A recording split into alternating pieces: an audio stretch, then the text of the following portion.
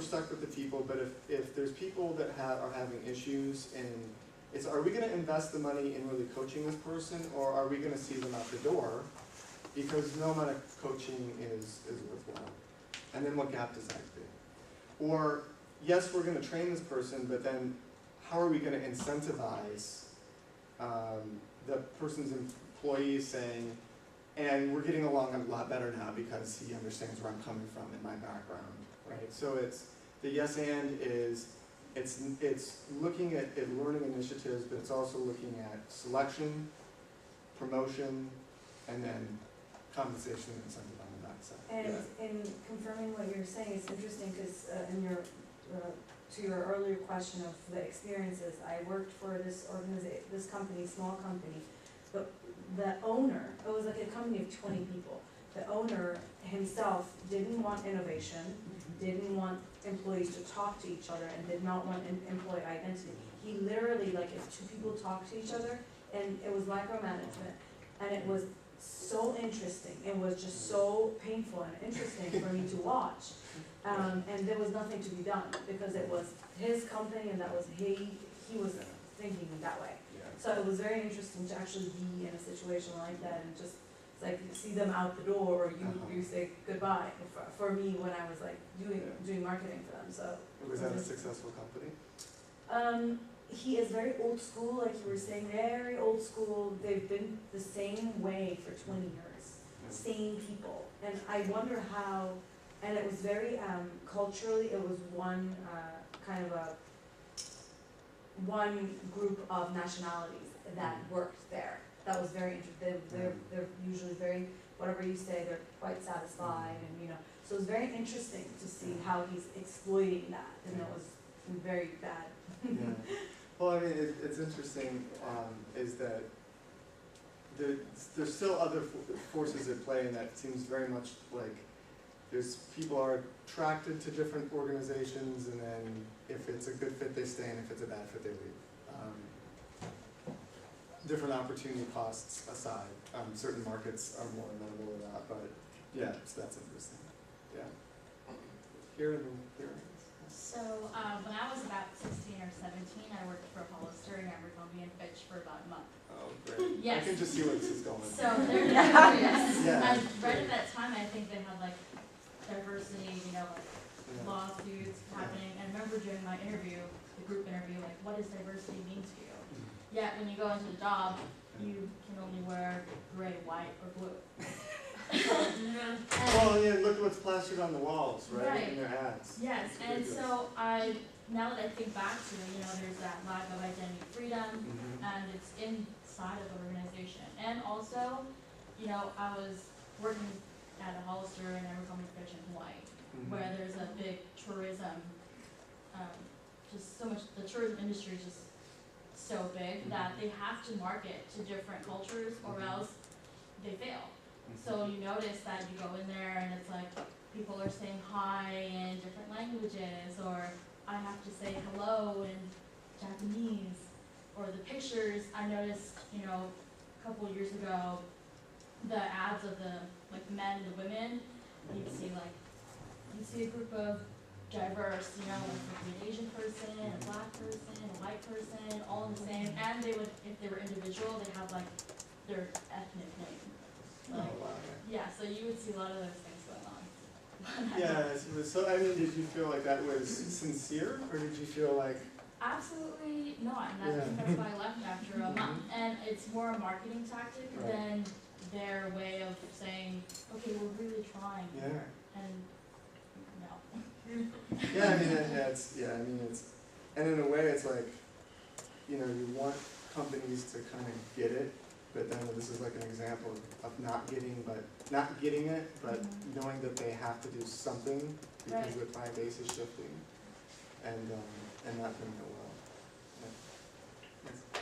I work for a company in Arizona. It's called Houston, and in the front of the house, like the waiters and the staff, there was no ethnic people at all. So I got hired on as the only ethnic person in the entire front of the house, and they treated me so terribly. I cannot believe it. I knew their turnover rate was really bad, but the way they would talk down to me, and like it was just, it made my life like hell. Like I thought I wasn't good enough. Like there was so much going on. I grew up in Indiana, so that's kind of where the KKK originated in the first place. And in school, I was like one of two ethnic high ethnicity people in my AP classes. And it was hard growing up, like not being able to be myself, not knowing who I was. I grew up as a Filipino mother, like, you know, not having any type of identity at all. And when people say that I'm white, but I'm black, it was so really confusing. So like, I feel like a lot of, and even for like when I applied for med school, like I felt like they took me more seriously because I'm ethnic. But it's not really fair, like it's because other people were just as smart as I was, because I'm like a different color, I would get into something easier, or I would get treated differently. It was just well, I think it's a shame if they made you feel that that was the reason that you were selected. Honestly, I feel like that a lot. Like, I feel like they treat me differently, and I get away with a lot of things because I'm the pretty black girl, versus if I didn't look like this, I feel like they would treat me differently. It's just, like, and I feel like that a lot. Like, I get away with being, like, the pretty. It's okay, she's black and she's pretty. Like, it's not, she'll get away with it. Yeah, so you grow up in, like, not really knowing who you are, and not having an identity, not being afraid that I'm, you know, I talk too proper, or I'm not like ghetto enough, or I don't fit into this group, or I don't fit into this group. And I think being ethnic now and going into business is like even an advantage, because they are looking for like diversity, and I do fit that, like, and I fit into it. But I just think everybody should be treated like fairly. I don't think it should be because I'm black or you're white, or it's like, you know, it's like something I've dealt with for a long time, so I don't know. It's just. Well, it sounds like you've had a lot of difficult experiences once on, feeling express like, sympathy, like that's just really hard. But I mean, the part that resonates, of course, is what everybody I think wants, and the reason that this is important is that as organizational psychologists, I think at a basic level, we understand that work and working is a fundamental part of the human experience, and it's what we do with a lot of our waking hours. And so to just, work at a place or an organization where you just kind of feel like you can be yourself is critical. So if we can play a role in that and making that better, that's important. What I wanted to touch on though is one thing that you kind of reminded me of is there's often a lot of criticism and backlash around affirmative action programming and things like this because of, I think, misperceptions that when there's recruitment efforts to attract racial, ethnic minorities, women, for example, that people that ultimately get selected in an organization are somehow less qualified. Yeah, and it's a horrible misperception, and I think it's why there's so much kind of backlash around that. But that's that's the downside. So for the uncomfortable reality is that many of you will have to deal with that in your life. Yeah. So I think the point is though is yeah, that was Jesus, that was a downer way to end that. But I think the point is, one, find organizations where most of the people at that organization don't feel that way.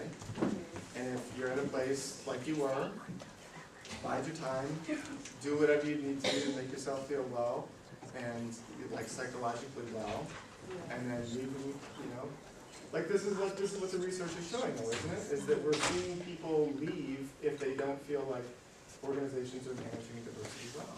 People end up leaving, and I think that's to the extent that you kind of know it's healthy. I was just going to see if there was anybody. I love the participation from you guys. Thank you. Is there anybody else who we have not heard? Did you have a question? I want to make sure that Maybe last question, because we're almost out of time. Last question. Yeah. I don't think you really need where you guys. Well, coaching is always great, but it's like everyone says that's not the only way, which everyone agrees with. What I've noticed at my company is just by you guys talking about this, I just noticed they serve every kind of food each day. It's completely different every day. So if I'm sitting at lunch with my friends at work, we would talk about what kind of food we're eating, and it just, you understand each other's cultures just by that food. That's just something I randomly just thought about. What company do you work for? DreamWorks Animation. Oh, okay. Good company, good food. Maybe, maybe you can find a way to get the faculty in to do some consulting.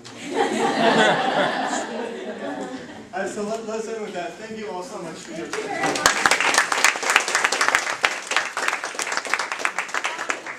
Nick, before you leave, we have something to present you. Our Sean's version will present you. And I would like to take a group picture. I'd like to take a group picture if that's okay. So I will ask students in this side to move to this side, maybe stand up.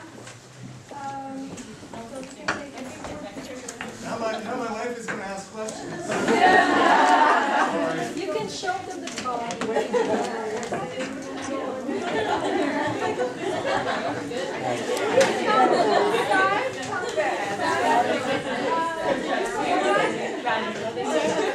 First row can sit down. We're going to take a group picture. Everyone. Stand in the back.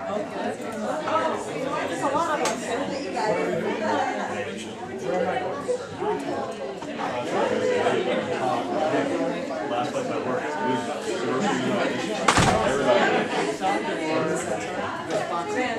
Master, please join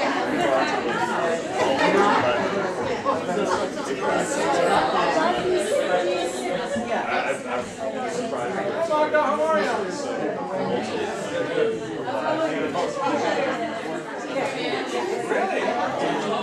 Jonathan, I think we're going to... Dr. Lopez.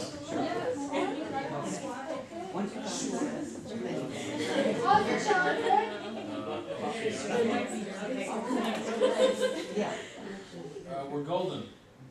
All right. 1, 2, and 3. One more, just okay. 1, 2, and 3. Thank you very much. Thank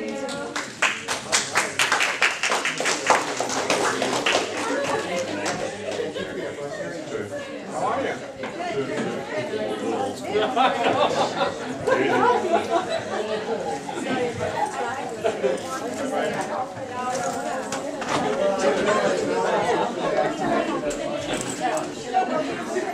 So what's going on? Nothing yet? I had an interview. Really? No, Dr. Said I have to do it with you. You do? Oh, yeah, go ahead. Please. I don't want to get the phone.